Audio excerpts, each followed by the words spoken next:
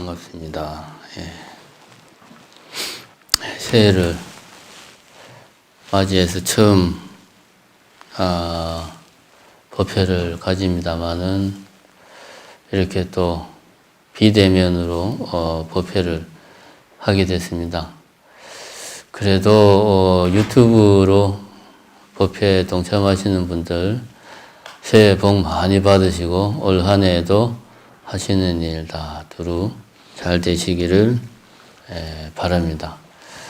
종무소에 이렇게 있다 보니까 전화가 가끔 오는데 전화하는 내용을 옆에서 가만히 듣고 있으면 우리 신도님들 중에 아직도 연등과 인등을 좀 헷갈려 하시는 분들이 계시는 것 같습니다. 물론 대부분 다 연등이 뭐고 인등이 뭔지는 알고 계시겠지만 그 중에 또 연등과 인등을 좀 혼돈하고 계시는 분들이 계셔가지고 오늘은 제가 연등과 인등에 대해서 한번 이야기를 해볼까 합니다.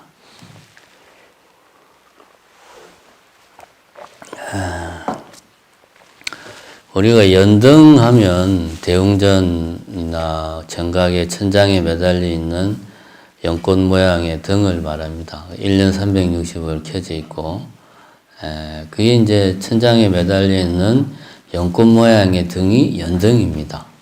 인등은 이제 그게 아니고, 우리 정심사 같은 경우는 500전이나 비로전에 부처님 옆에 보면 작은 이렇게 한 사람 손바닥만한 부처님 그 앞에 작은 등을 하나 켜서 이렇게 그 작은 부처님들이 쭉 있습니다.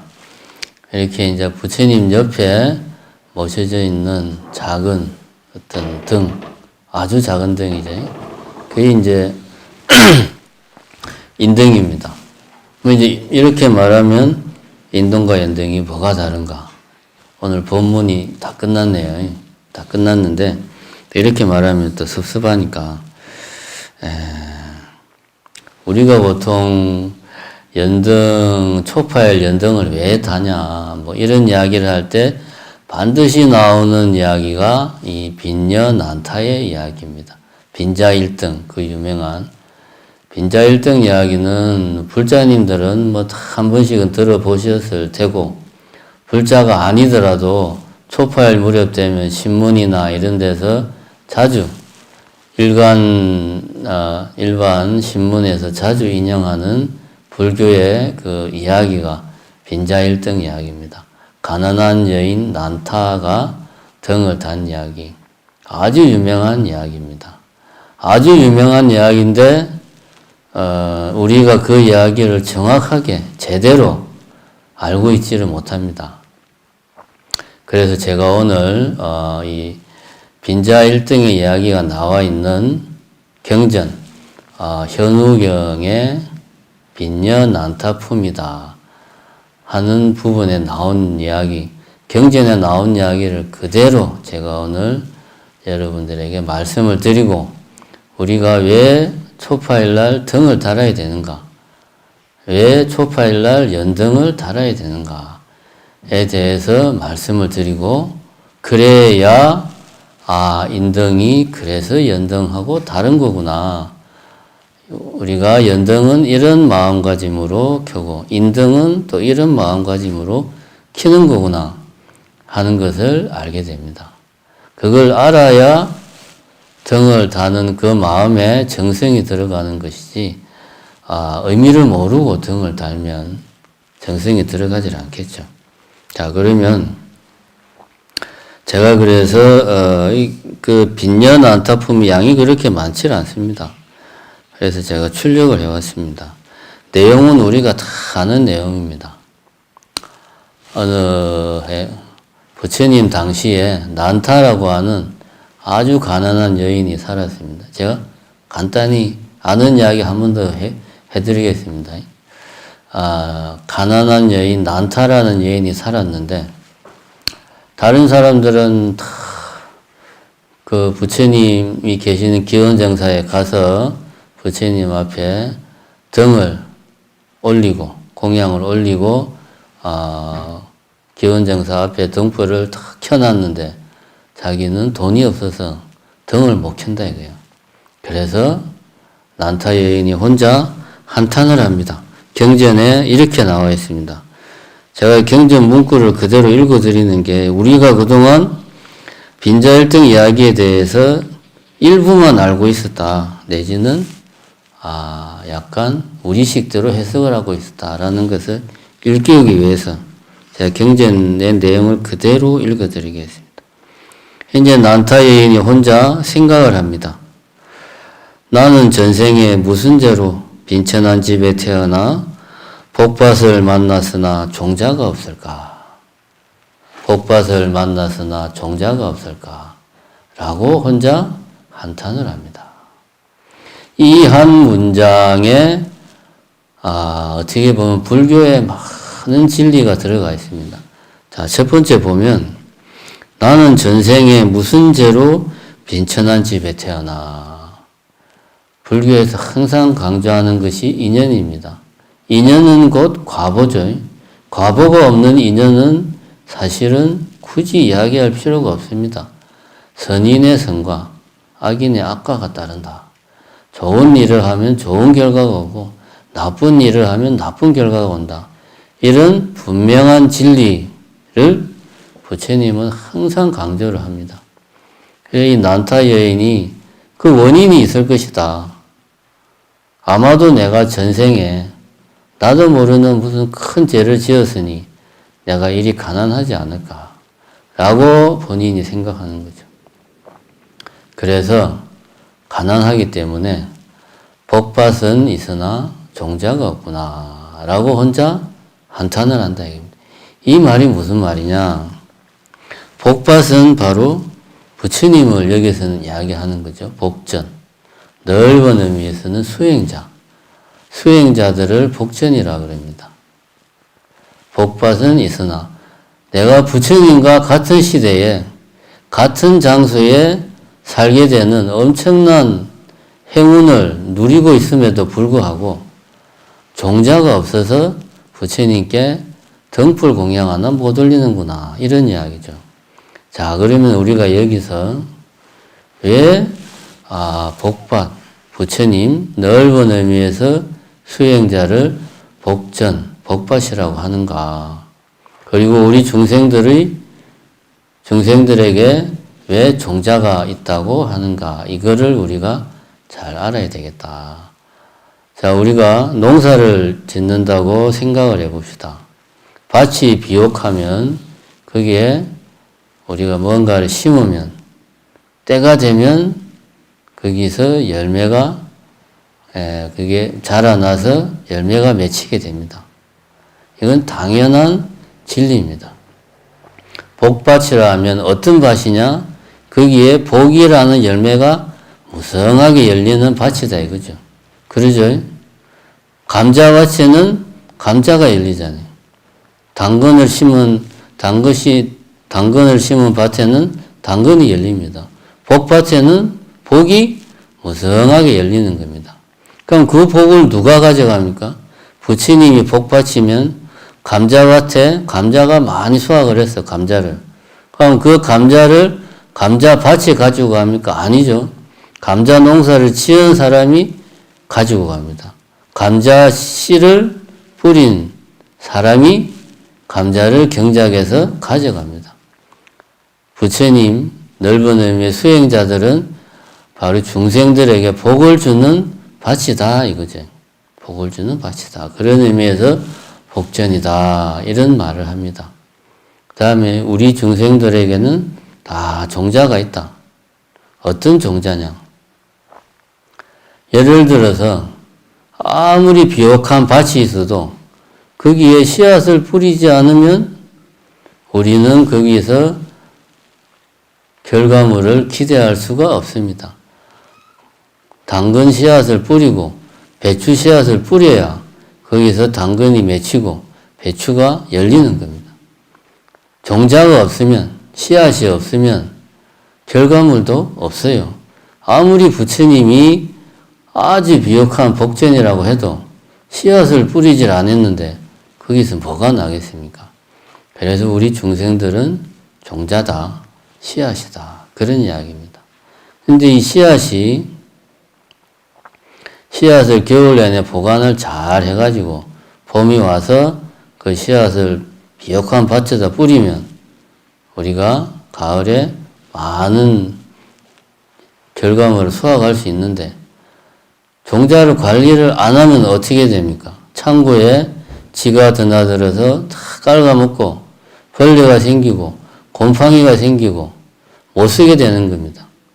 아무리 많은 창고에 많은 씨앗을 내가 가지고 있어도 그것을 내팽개치고 있으면 정작 써먹어야 할 때는 몇 개 없는 거예요. 그래서 우리 중생들은 다들 종자를 가지고 있는데 그 종자를 우리가 제대로 관리를 못하고 있습니다. 어떤 종자냐? 복밭에 뿌릴 종자죠. 씨앗이죠. 그 복밭에서 나오는 것은 복이죠. 결과물은 복입니다. 그러면 우리가 여기서 생각을 해봅시다. 부처님과 수행자들은 복밭이고 우리 중생들은 거기에 씨앗을 뿌리고 농사를 짓는 사람들이다. 이렇게 생각하면 자 그러면은 감자 씨앗을 감자밭에다 뿌렸다고 칩시다. 그러면 감자가 먹고 무럭무럭 성장을 할 때 결국 감자에 피가 되고 살이 되는 것은 다른 게 아닙니다. 그 감자밭의 토양이죠. 감자밭의 비옥한 토양, 물 이런 것들이 다 감자의 일부가 됩니다. 감자의 피가 되고 살이 되는 거죠. 결국 우리는 뭐냐? 우리는 결국 부처님의 피와 살을 취해서 우리 것으로 만드는 거예요. 부처님은 그리고 훌륭한 수행자들은 우리 중생들에게 자신의 피와 살을 아무런 조건 없이 그냥 주는 겁니다. 감자를 땅에다 심어서 그 작은 감자 씨앗이 어느 순간 커다란 주먹만한 감자알이 되는 것은 다른 이유가 아니고 감자밭이 감자에게 자기 자신을 다 주기 때문에 그런 감자가 나오는 겁니다. 그러면은 부처님이나 수행자들이 우리에게 주는 당신의 피와 살이 뭡니까? 부처님이 우리에게 주는 것이 뭡니까? 바로 부처님의 가르침이죠. 부처님이 말씀하신 84,000 법문, 그 다음에 부처님이 살아생전 행하신 부처님의 행, 우리는 그 법문을 듣고 불법의 진리가 이런 것이구나, 이렇게 살아야 되겠구나, 부처님이 살아온 부처님의 생을 더듬어 보고 우리도 부처님처럼 살아야 되겠구나 해서 부처님처럼 생각하고 부처님처럼 살아가면 그게 우리에게 뭐가 된다? 복이 되는 겁니다. 그게 바로 우리가 복밭에서 복을 받는 거예요. 부처님처럼 생각하고 부처님처럼 행동하는 게 바로 복밭에서 우리가 복을 받는 거고 그 결과 우리는 뭐가 됩니까? 부처가 되는 거죠. 부처님이 자신의 피와 살을 우리에게 나눠줘서 그것을 받은 우리는 당연히 부처가 되는 거죠.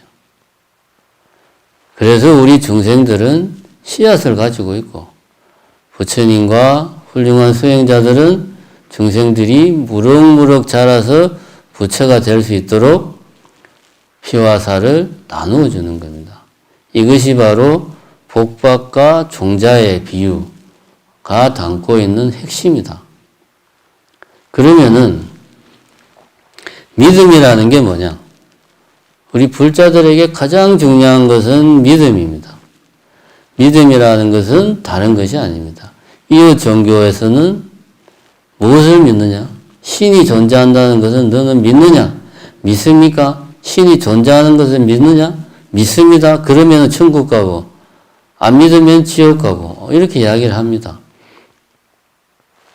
그래서 예수는 죽었는데 3일 만에 부활을 했죠. 왜? 존재해야 되니까. 사라지면 안 되니까. 근데 서가모니 부처님은 고타마 시타르타는 죽었습니다. 쉽게 말해서. 돌아가셨죠. 돌아가셔가지고 제자들이 부처님을 따르던 고타마 시타르타라는 수행자를 따르던 신도들이 어떻게 했습니까? 화장을 했죠. 그래서 그 화장에서 나온 살이 뼈입니다. 살이를 어떻게 했습니까? 서로 다 나누어 가졌죠. 이웃 종교의 관점에서 보면 이런 불경한 행동이 없습니다. 우리 불교에서는 부처님이 존재하는가? 너 이걸 믿느냐? 이게 믿음이 아닙니다. 또 이웃 종교에서는 이렇게 이야기합니다.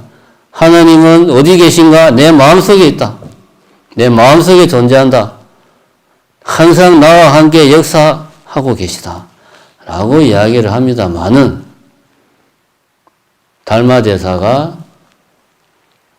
달마대사의 제자인 해가스님에게 이렇게 이야기를 했습니다. 해가스님이 달마대사를 찾아가서 마음이 너무 괴롭습니다. 어떻게 해야 됩니까? 하니까 달마대사가 어떻게 이야기했습니까? 그 마음을 가져오너라. 그러면 내가 너의 마음을 편하게 해주겠다. 이 말은 무슨 이야기냐? 네 마음속에 힘든 그걸 내한테 보여줘. 그러면 내가 편하게 해줄게. 이 말입니다. 다시 말하면 네 마음속에 부처님이 있냐? 꺼내줘봐. 이 말입니다. 우리가 믿는다는 것은 앞에서 말했듯이 우리 안에 종자가 있다는 사실을 믿고 그 종자를 부처님과 훌륭한 수행자인 법화서에 뿌리고 우리가 그것을 가꾸면 그 종자가 무럭무럭 자라서 부처가 된다는 그 사실을 믿는 겁니다. 다른 게 믿음이 아니고 우리 자신을 믿고 부처님이 말씀과 부처님의 행을 믿는 겁니다. 그래서 부처님처럼 생각하고 부처님처럼 행동하는 하겠다라고 하는 것이 바로 우리 불자들의 믿음이다. 근데 이 가난한 여인 난타는 부처님과 같은 시대에 살면서 부처님을 직접 친견할 수 있는 행운을 얻었으나 자신한테 부처 될 수 있는 종자가 본인은 없다고 생각을 하고 부처님께 공양 올릴 여유조차 없으니 이게 얼마나 안타까운 일인가 라고 스스로 자책을 한 겁니다. 그래서 하루 종일 마을을 돌아다니면서 구걸을 해서 일전을 구걸을 해서 기름집에 가서 기름을 1전어치만 주시오 하니까 기름집 주인이 그 조금밖에 안 되는 기름을 가져서 뭘 하려는가? 부처님께 공양을 올리려고 합니다. 하니까 기름집 주인이 그 말에 감동을 해서 많은 기름을 줍니다.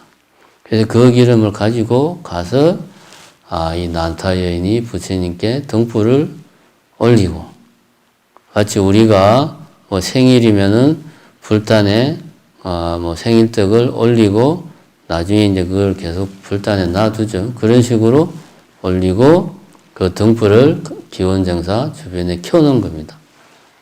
그러니까 그 등불이 이제 다음날 아침까지 꺼지지 않고 계속 있더라 이겁니다. 마침 그날이 목련전자가 이제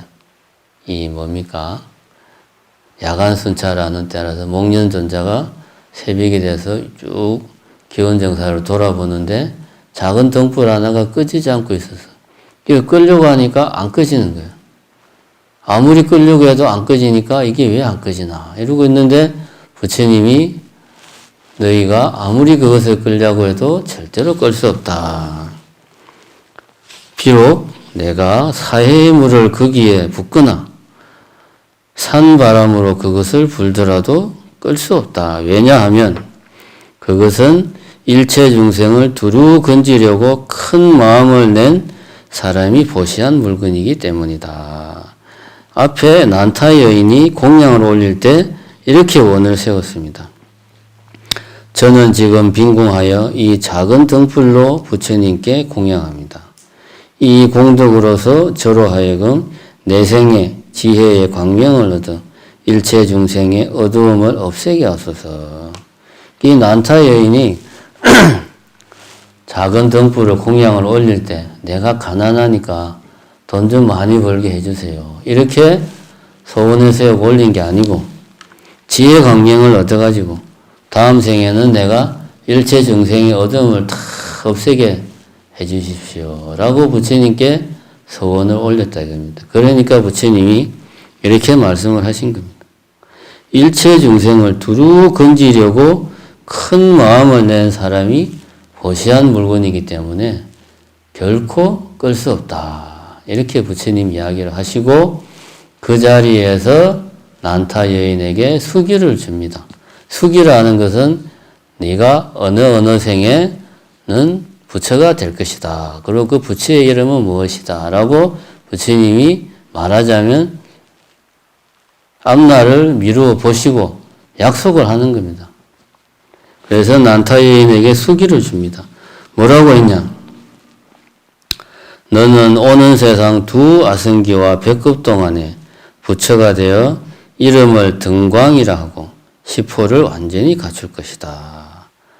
등광 부처가 될 것이다. 라고 난타 여인에게 부처님께서 약속을 한 거죠. 그러니까 난타 여인이 그 자리에서 출가를 허락해달라. 그래서 그 자리에서 비구니가 되었습니다.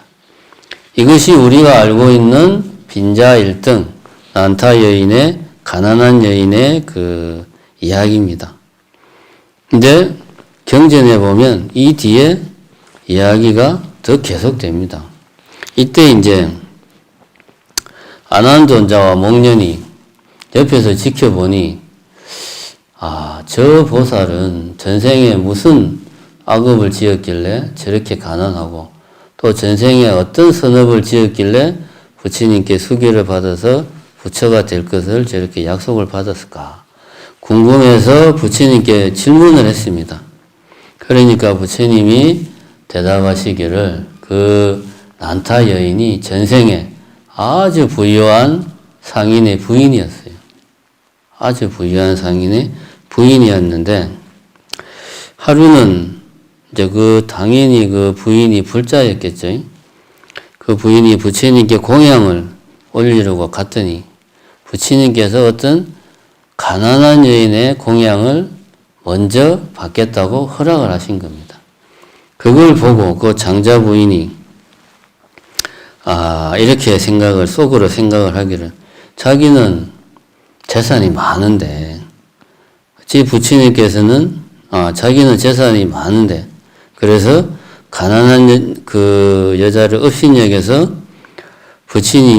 부처님께서 먼저 가난한 여인의 청을 받는 것을 몹시 불쾌하게 생각을 한 거죠. 자기가 돈도 많은데 왜 부처님은 저 가난한 여인의 공양청을 먼저 받았나? 기분 나쁘다. 속으로 이런 생각을 한 겁니다.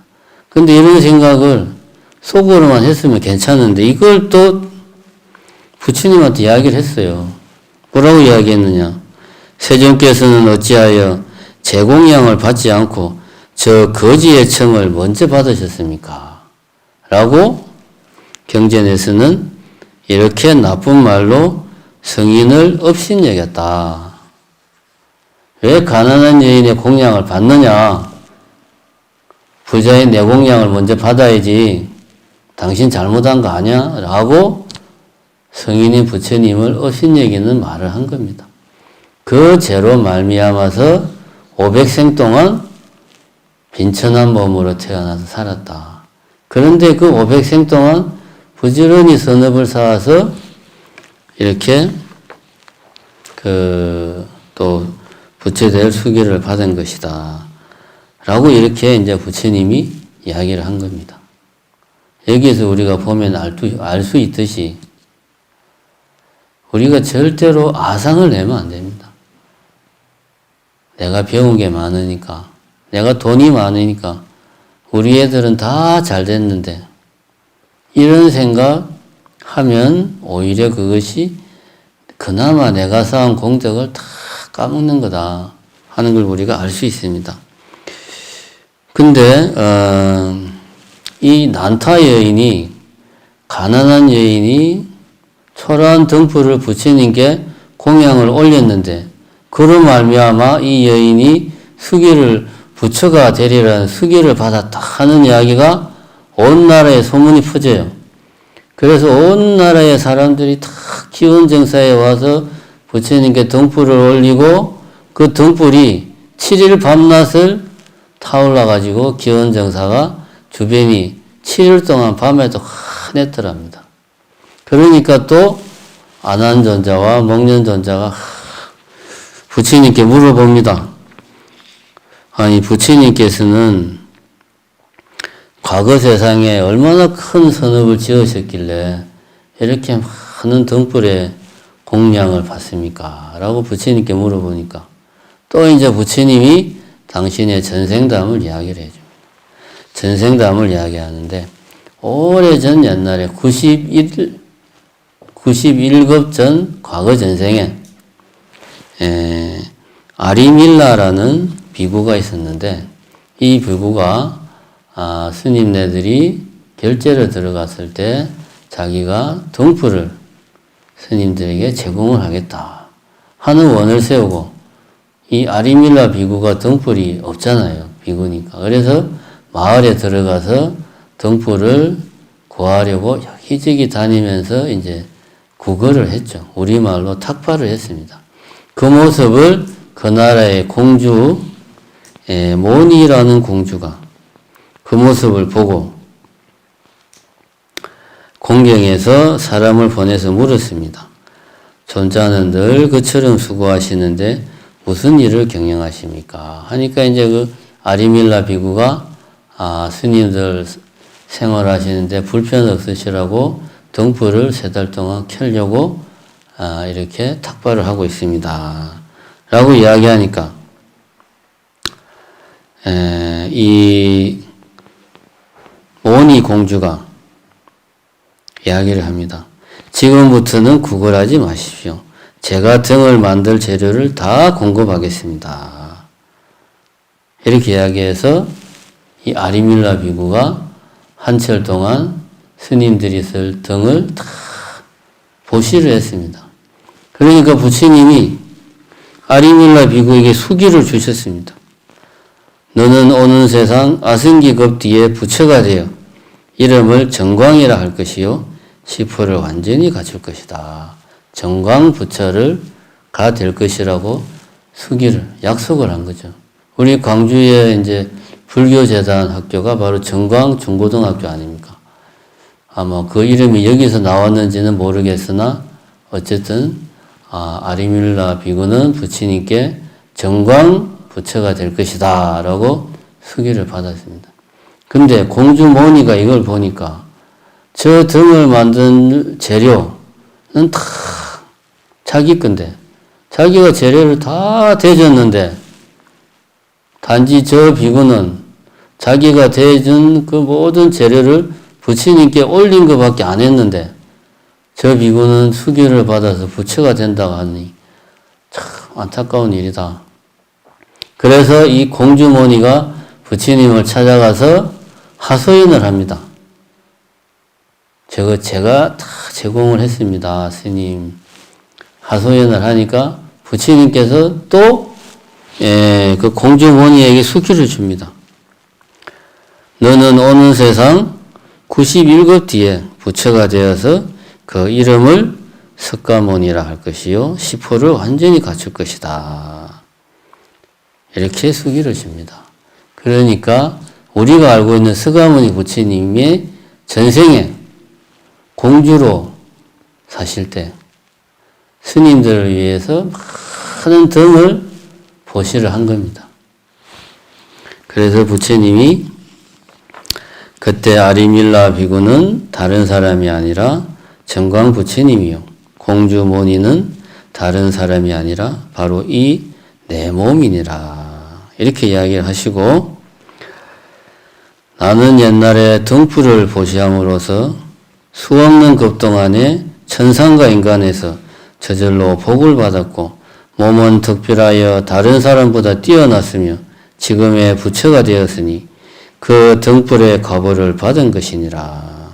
이렇게 이야기를 부처님이 했습니다. 그러니까 짧게 요약하자면 부처님이 등불의 과보로 이번 생에 서가모니 부처님이 되셨다라는 이야기입니다. 자, 이 이야기에서 우리가 왜 우리가 초파일 연등을 키는가 알 수가 있습니다.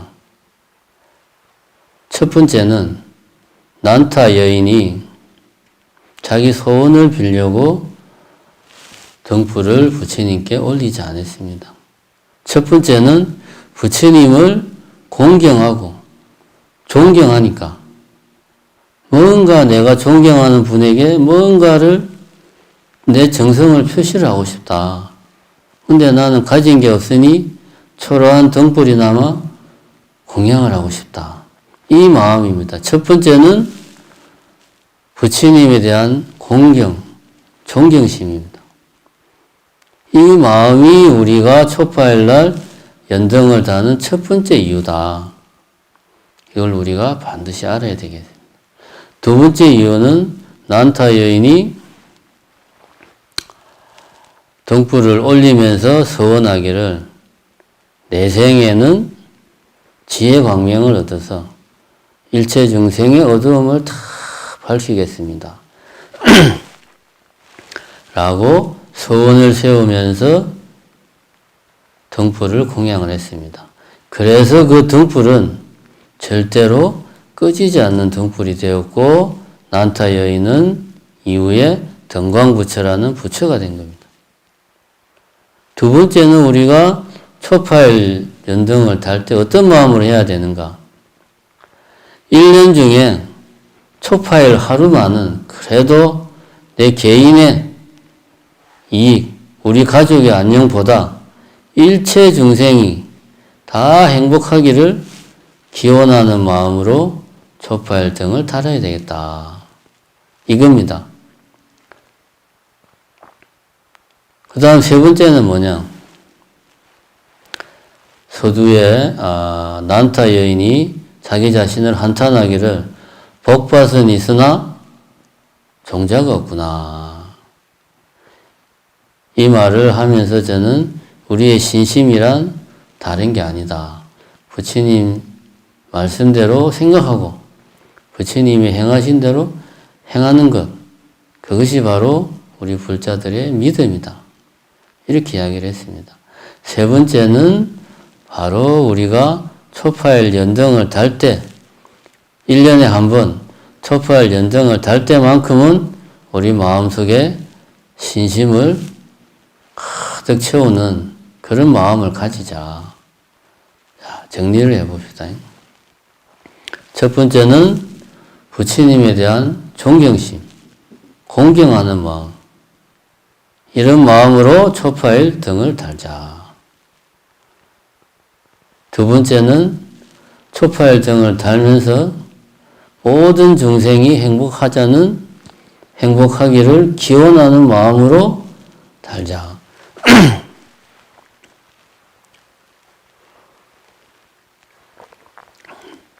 세 번째는 굳건한 신심을 가지고 초파일 연등을 달자. 1년에 하루라도 이런 마음으로 우리가 초파일 등을 달아야 되겠다. 그러면 연등은 그런 것이구나. 부처님 당시에 이런 이야기에서부터 비롯된 것이구나 하는 것을 우리가 알 수 있습니다. 그러면 인등은 뭐냐? 자, 우리가 옛날만 해도 때가 되면 그때는 불자라는 말이 따로 없었습니다. 그냥 때가 되면 절에 가서 다 공을 빌었습니다. 우리 할머니 세대, 그 앞 세대 분들은 다들 그렇게 했습니다. 딱히 내가 불교를 믿네 어쩌네 그런 걸 떠나가지고 때가 되면 절에 가서 공을 올리는 게 일상생활이었어요. 그게 너무나 당연한 생활이었습니다. 제가 어릴 때만 해도 저는 고향이 부산인데 우리 이제 할머니 따라서 할머니 손잡고 그 절에 갔던 기억이 어렴풋하게 있습니다. 절에 가서 뭘 했는지는 기억이 안 나지만 하여튼 할머니를 따라서 어린 마음에 어딘가 먼 곳으로 갔다는 기억은 있어요. 그게 아마 절이었던 것 같아요.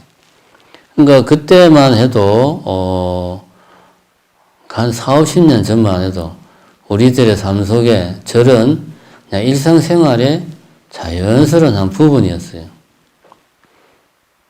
근데 우리가 사는 게 바빠지다 보니까 절에 갈 때가 돼도 먹고 사는 게 바빠서 못 가는 거예요.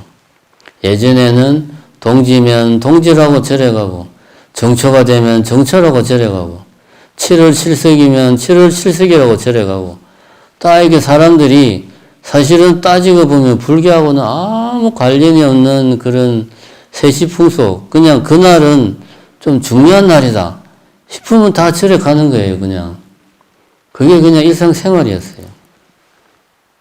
근데 사람들이 사는 게 바빠지다 보니까 절에 가야 될 때도 절에 못 가는 거예요. 사는 게 바빠서.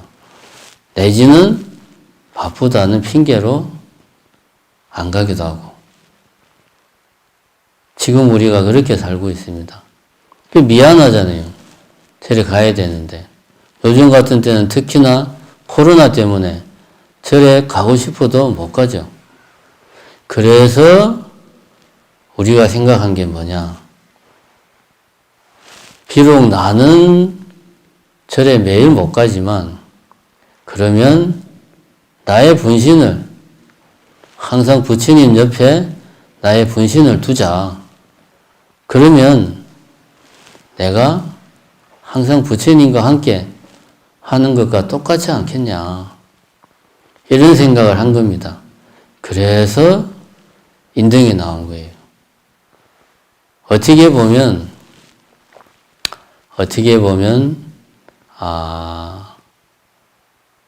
일상생활에서 이렇게 우리가 불법을 실천하는 불자의 삶을 오롯하게 제대로 살지 못하는 우리 자신들의 합리화일 수도 있습니다만은 그렇게라도 해서 항상 마음이라도 부처님과 함께 하겠다.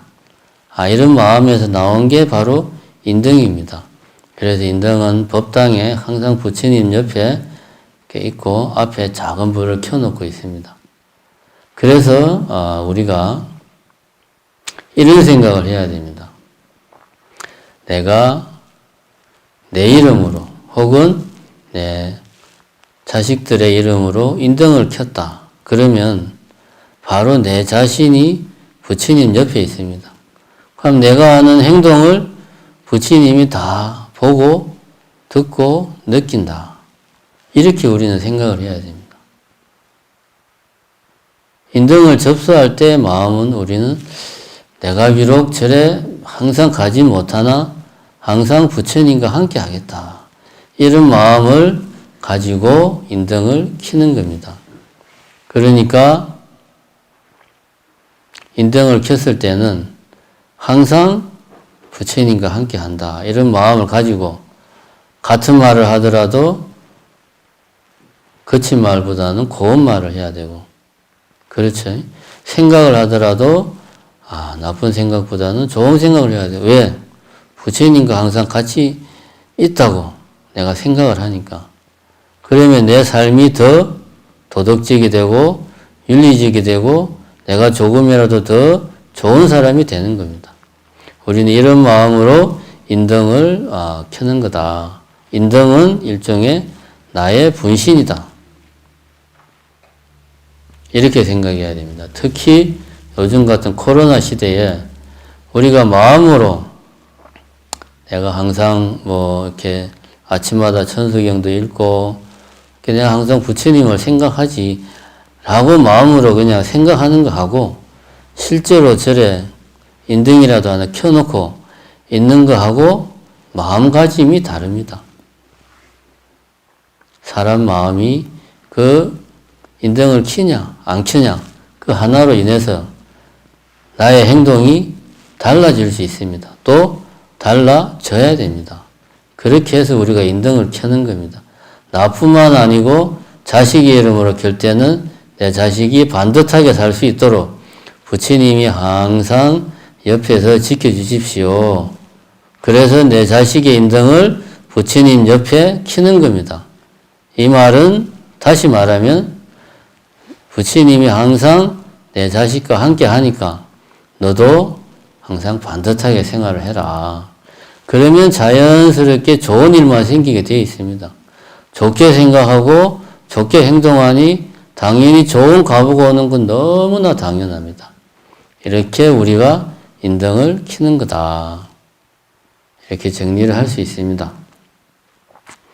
자, 오늘 한 이야기를 1분 요약을 하자면 연등은 부처님에 대한 신심, 부처님에 대한 공경하는 마음, 나도 부처가 되겠다는 서원을 담고 이런 마음을 내가 1년 365일 가지지 못하더라도 초파일 하루만이라도 이런 마음으로 내가 부처님께 공양을 올리자.